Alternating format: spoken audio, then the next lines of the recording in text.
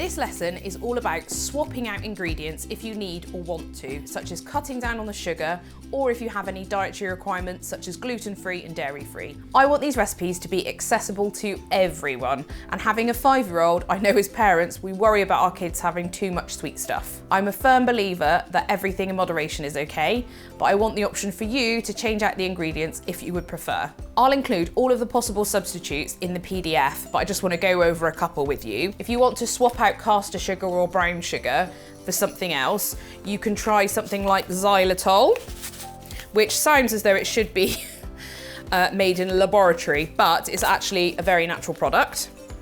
Or you could swap it out for some coconut sugar, which is unrefined and is a more natural alternative. There's also agave syrup, which can make a really good substitute. In terms of flour, if you want to replace the regular wheat flour, there's so many good options in the supermarket these days. They've got great gluten-free options. Dove's Farm is one of my favourites. They make some really lovely gluten-free flours. Or you could go for things like ground almonds, chickpea flour, and there's also coconut flour as well, which is naturally gluten-free.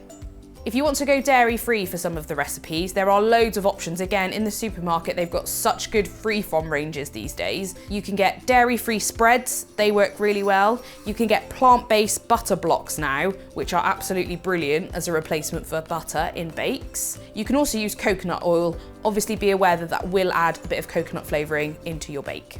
Sometimes when you're swapping out one ingredient for the other, you need to amend the recipe slightly. So for the full details and all the measurements that you'll need, check out the PDF.